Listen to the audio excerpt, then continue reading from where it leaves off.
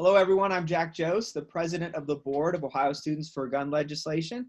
I'm here with Ethan Nichols, the president of the club, and we are today talking with Senator Cecil Thomas.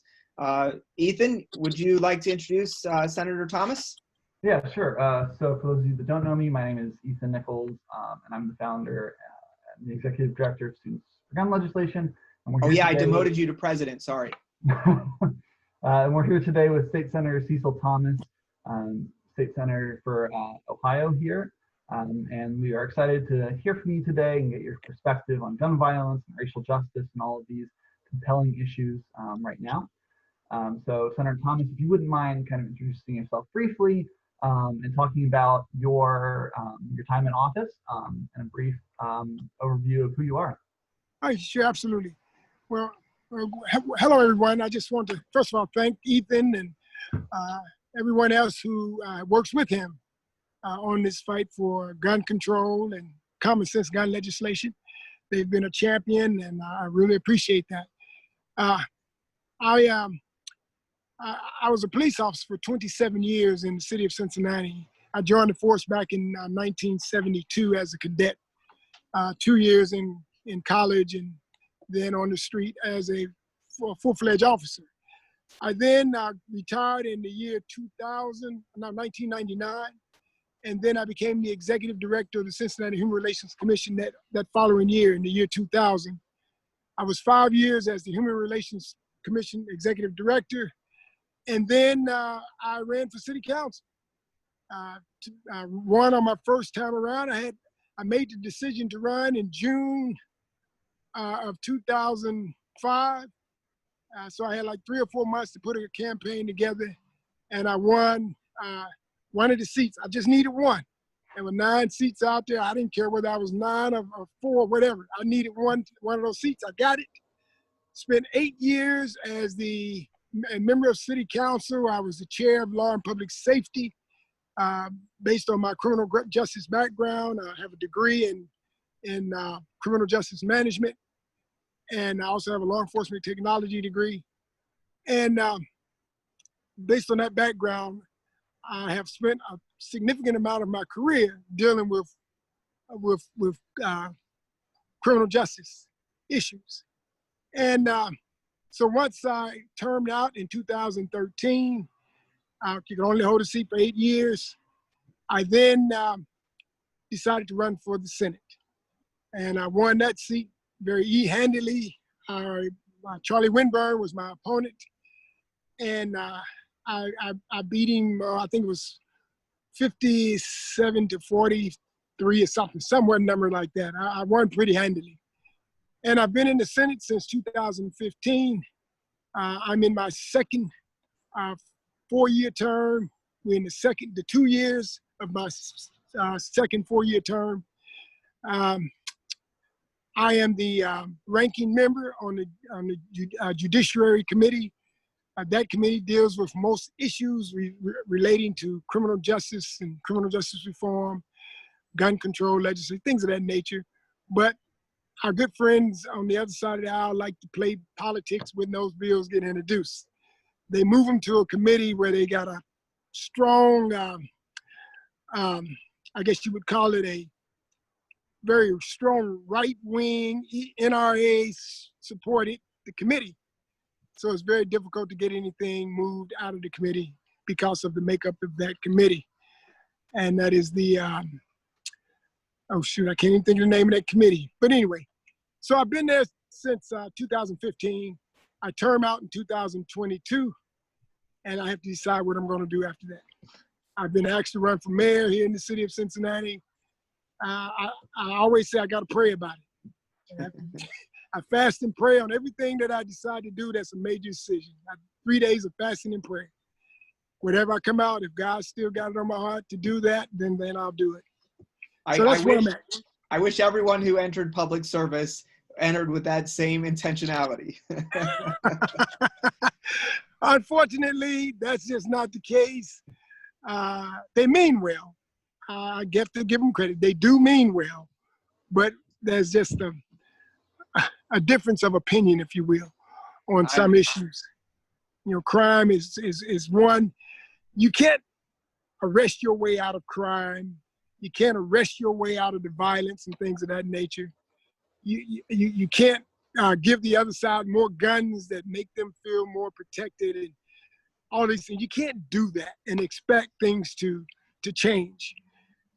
You got to look at it from a systemic, a number of systemic issues related to the quality of life, the social service kinds of issues, healthcare and education and employment and affordable housing and relationship between citizens and police. You got to look at all of that when you're dealing with this whole issue of violence and especially when it comes to gun violence.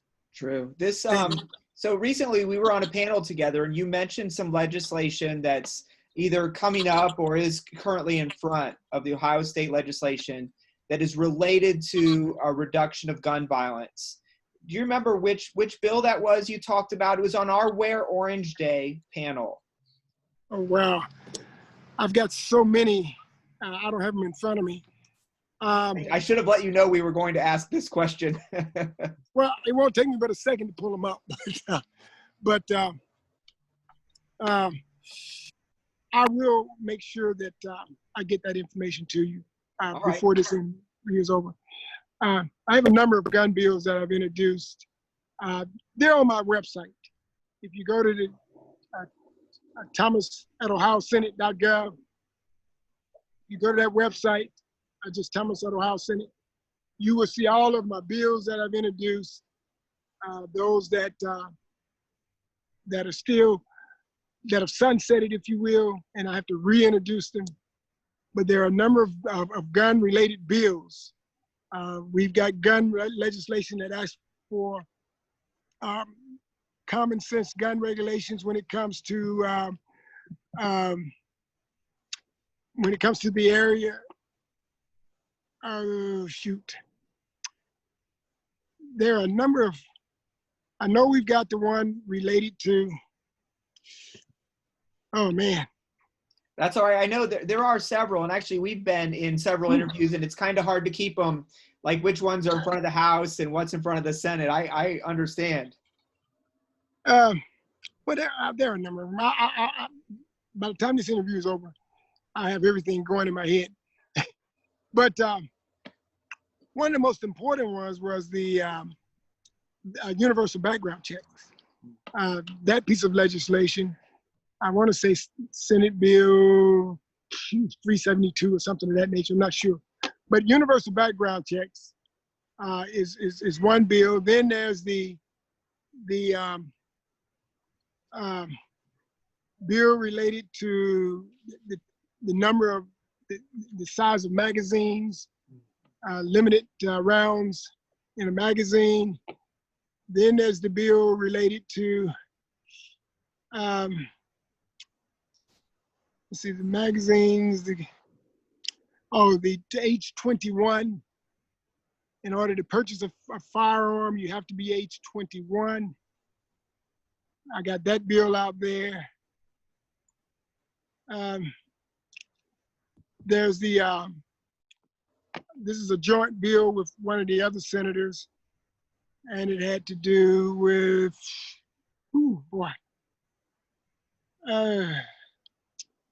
with Senator Lehner, and I introduced it, as well as Senator Williams. Tell you, it's rough when you get old. Well, I would have had all of this stuff in front of me, but that's all right. Ethan, did you have a question? Yeah, Senator Thomas, I just wanted to kind of follow up and ask you, so obviously you're in the state legislature, and if you had to choose one piece of legislation that you could pass just, like that, what would that legislation be? A piece of legislation that would work to end or prevent gun violence. What would your one bill be? Well, I would immediately put forth the universal background checks. In other words, the issue is this. The argument has been, well, the universal background check I should be able to get my gun within 3 days or less. What difference does it make whether you get it in 3 days or 10 days? If we're gonna be able to do a very thorough, comprehensive background check on you to make sure that there's nothing out there that would preclude you from owning that gun, then a little bit more time and waiting on that probably makes a lot of sense. And but there's under this, they think we're trying to take their guns away, and as you pass these kinds of laws and make it a longer wait to get the gun, the next thing they're going to do is they're going to be wanting to take your guns away. And you hear that, and it's absurd. But the universal background checks, when you have a database that if you're arrested anywhere in the country, that it goes into that database. If that were the case, we had a shooting down at Fifth Third on the square at the Fifth Third building on the square downtown. That young man had some issues in, I believe it was North or South Carolina. He then went to Miami where he got arrested for something that was related to some mental issues. He then left there and came to Ohio. And this when he had the incident. Now, if we had a universal background check where if you ever come in contact with the law where you are actually charged with something, that's a simple click of the mouse to say, okay, you were arrested for this. Then you can look into that with the police agency that arrested him, and then it would send a red flag because there were some mental challenges that even his family spoke about, that he had some mental challenges when he moved to, I believe it was Miami, Florida. So my point is that I think out of all the bills, limiting those that may get their hands on the gun goes a long way. Mm-hmm. And so I would go ahead. It sounds like that's related to red flag laws. When the people who are closest to a person are saying, hey, right now we're in a moment of instability with this person. It's probably best that they don't have a gun. They pose a danger to themselves. They pose a danger often to a loved one or some ex or other. Yeah, absolutely. And see, there are crimes that an individual may commit that he may commit in one state that he may not know in another state. Domestic violence.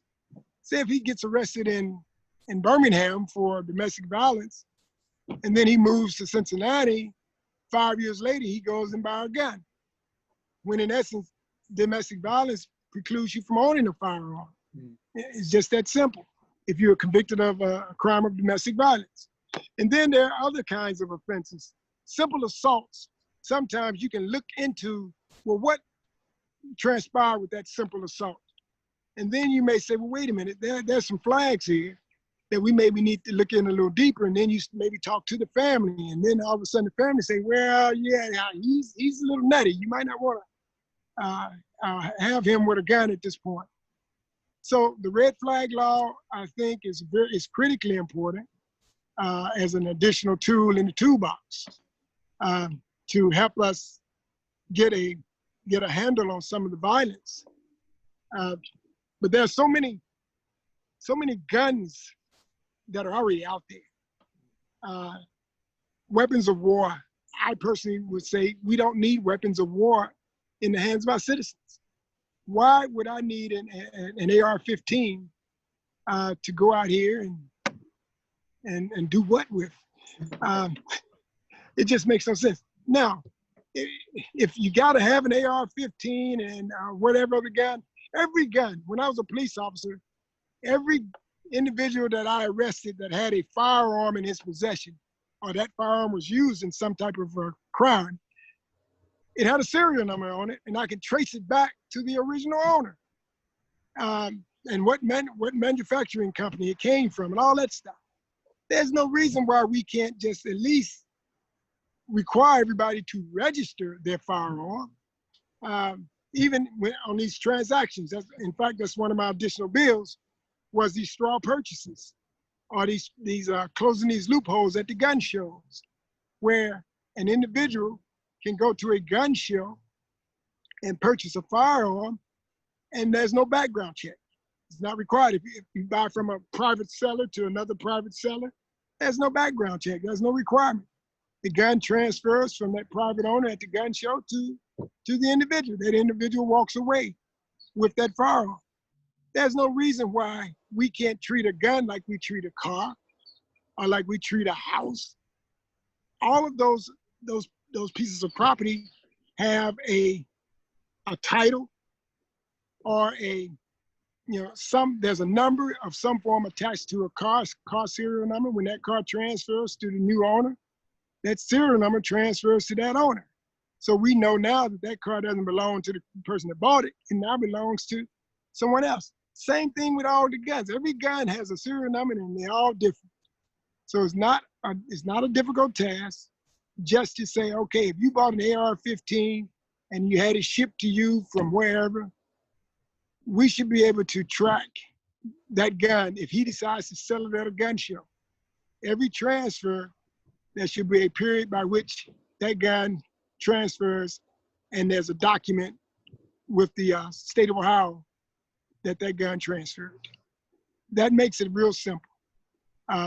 Oftentimes when we find out, when we go to the previous owner of a gun, and we found this was quite frequently happening when I was a police officer, when you go to the original owner and say, hey, your gun was used in it, and then it's, that was stole back in da-da-da-da-da. Or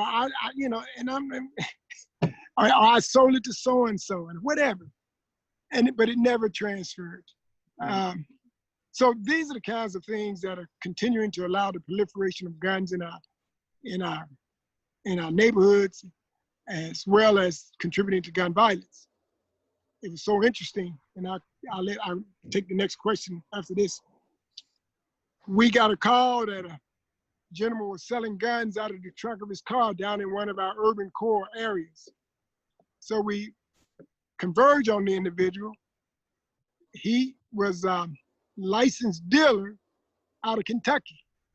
He had went to a gun show, bought a whole lot of cheap guns, and was up there selling them on the streets in the neighborhood.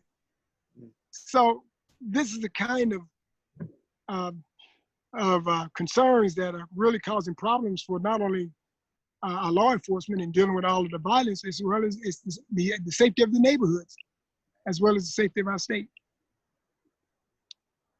Yeah, thank you, Senator Thomas. That was a powerful story. Yeah.